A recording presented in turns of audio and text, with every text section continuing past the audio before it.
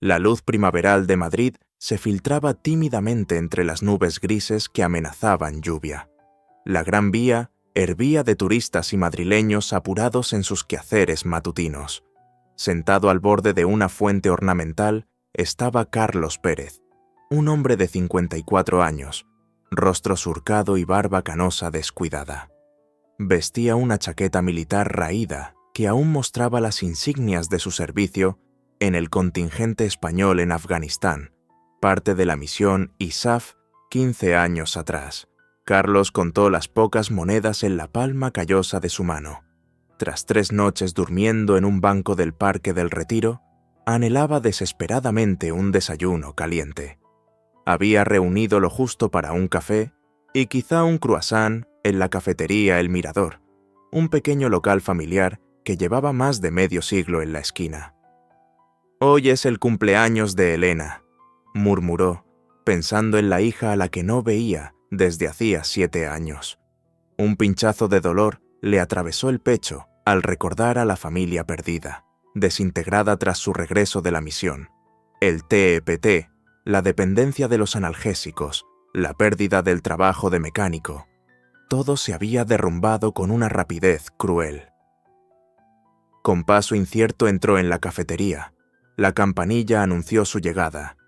El lugar, acogedor, lucía manteles de cuadros rojos y blancos y fotos en blanco y negro de Madrid colgadas en las paredes.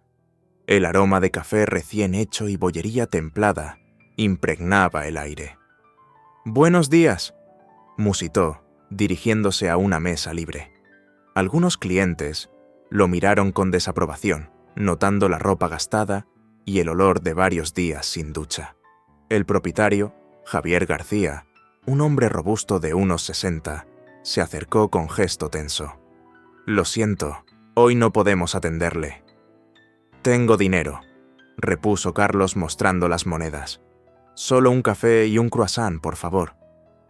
«La última vez hubo problemas», insistió Javier. «Los clientes se quejaron». Carlos recordaba vagamente haber estado allí semanas atrás, un día especialmente duro en que los recuerdos de la guerra lo azotaron con fuerza. Quizá habló solo o sufrió un episodio, no lo sabía. «Estaré tranquilo, lo prometo», suplicó. Una camarera joven, María, nieta de Javier, observaba la escena incómoda. «Abuelo, ¿podemos?» «No», la interrumpió Javier antes de volverse hacia Carlos. «Discúlpeme, pero debe marcharse». Un hombre trajeado en la barra alzó la voz. «Debería darle vergüenza. Así tratamos a quienes sirvieron al país». Javier enrojeció. «Usted no entiende.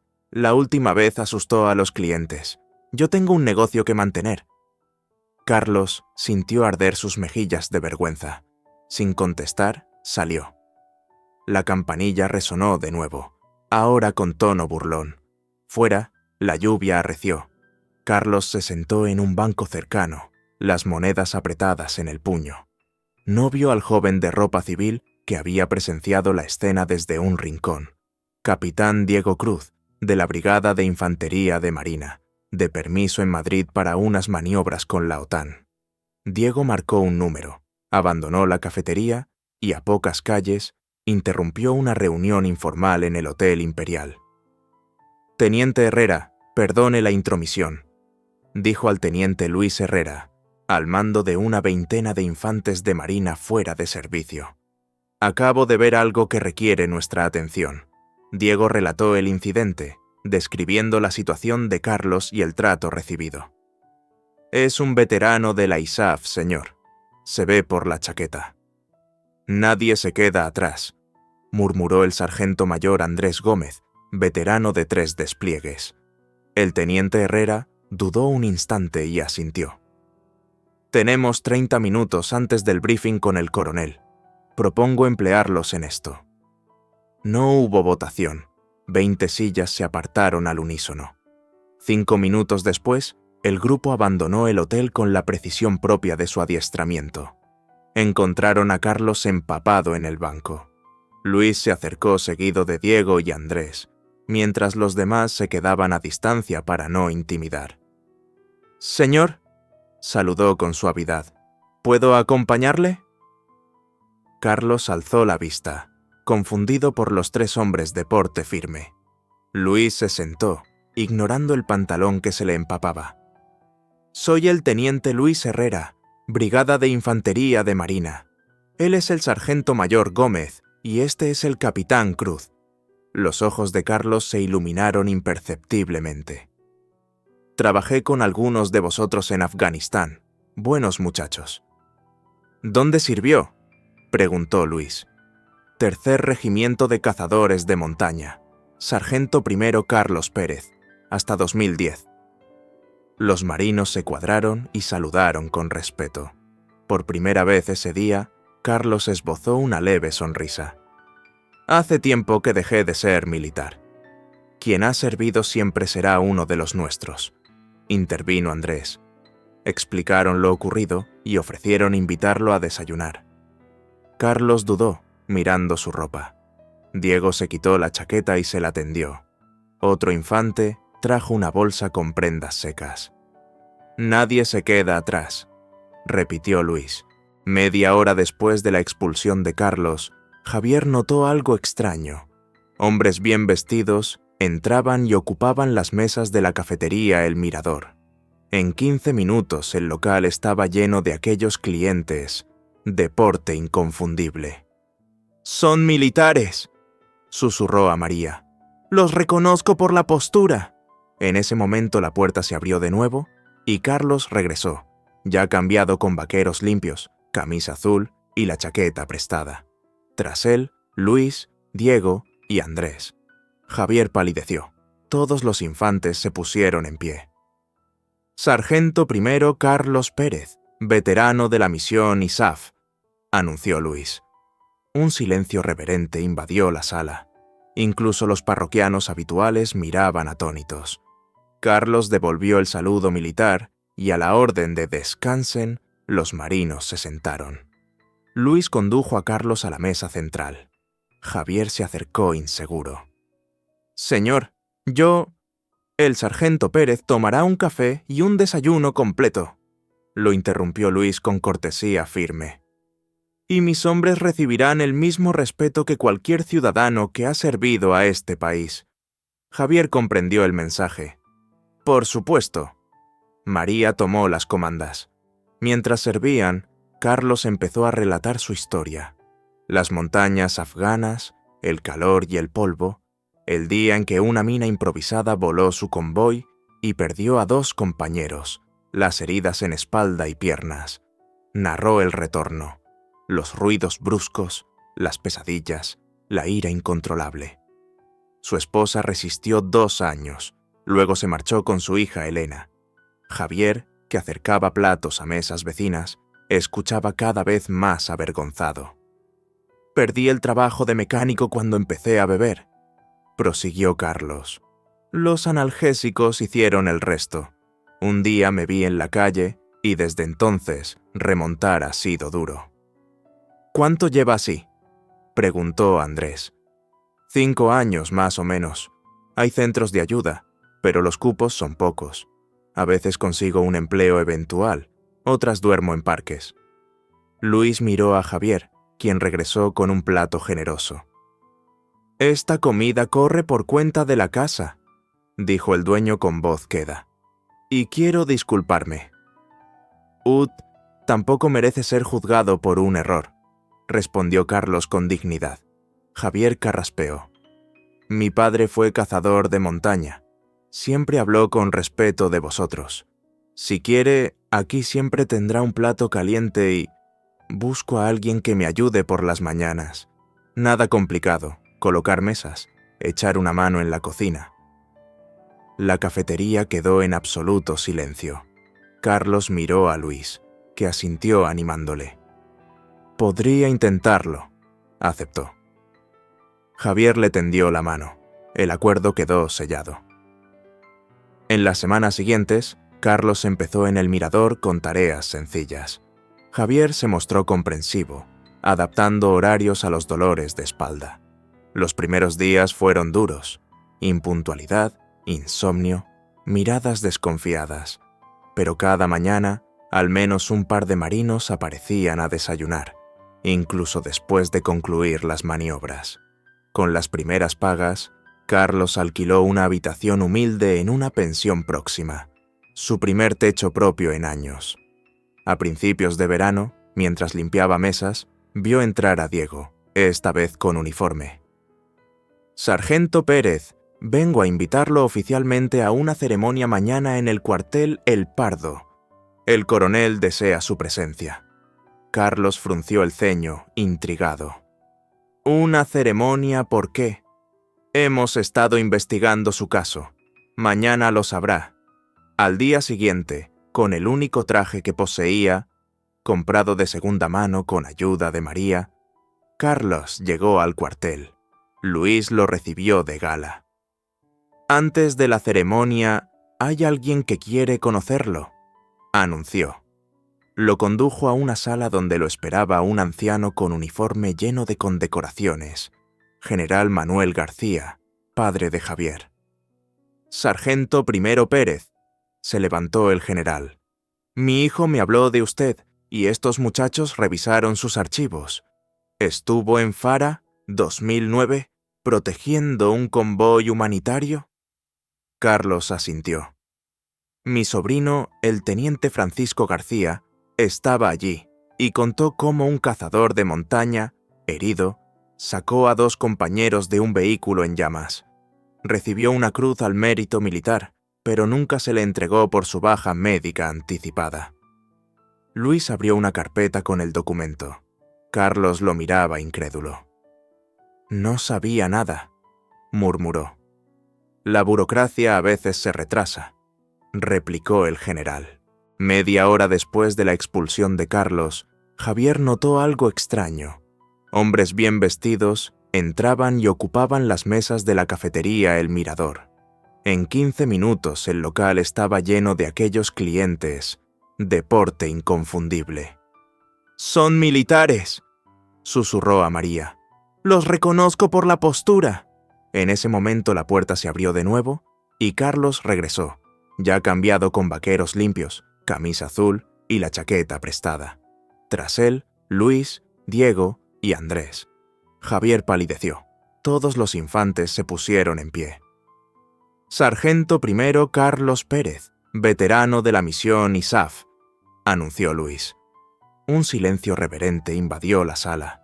Incluso los parroquianos habituales miraban atónitos. Carlos devolvió el saludo militar y a la orden de «descansen», los marinos se sentaron. Luis condujo a Carlos a la mesa central. Javier se acercó inseguro. «Señor, el sargento Pérez tomará un café y un desayuno completo», lo interrumpió Luis con cortesía firme. «Y mis hombres recibirán el mismo respeto que cualquier ciudadano que ha servido a este país». Javier comprendió el mensaje. «Por supuesto». María tomó las comandas. Mientras servían, Carlos empezó a relatar su historia.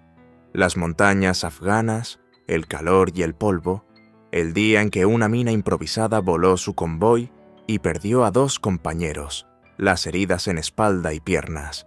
Narró el retorno, los ruidos bruscos, las pesadillas, la ira incontrolable. Su esposa resistió 2 años, luego se marchó con su hija Elena. Javier, que acercaba platos a mesas vecinas, escuchaba cada vez más avergonzado. «Perdí el trabajo de mecánico cuando empecé a beber», prosiguió Carlos. «Los analgésicos hicieron el resto. Un día me vi en la calle y desde entonces remontar ha sido duro». «¿Cuánto lleva así?», preguntó Andrés. 5 años más o menos. Hay centros de ayuda, pero los cupos son pocos. A veces consigo un empleo eventual, otras duermo en parques». Luis miró a Javier, quien regresó con un plato generoso. «Esta comida corre por cuenta de la casa», dijo el dueño con voz queda. «Y quiero disculparme». Tampoco merece ser juzgado por un error», respondió Carlos con dignidad. Javier carraspeó. «Mi padre fue cazador de montaña. Siempre habló con respeto de vosotros. Si quiere, aquí siempre tendrá un plato caliente y...» Busco a alguien que me ayude por las mañanas. Nada complicado, colocar mesas, echar una mano en la cocina. La cafetería quedó en absoluto silencio. Carlos miró a Luis, que asintió animándole. Podría intentarlo, aceptó. Javier le tendió la mano. El acuerdo quedó sellado. En las semanas siguientes, Carlos empezó en el mirador con tareas sencillas. Javier se mostró comprensivo, adaptando horarios a los dolores de espalda. Los primeros días fueron duros. Impuntualidad, insomnio, miradas desconfiadas. Pero cada mañana, al menos un par de marinos aparecían a desayunar, incluso después de concluir las maniobras. Con las primeras pagas, Carlos alquiló una habitación humilde en una pensión próxima, su primer techo propio en años. A principios de verano, mientras limpiaba mesas, vio entrar a Diego, esta vez con uniforme.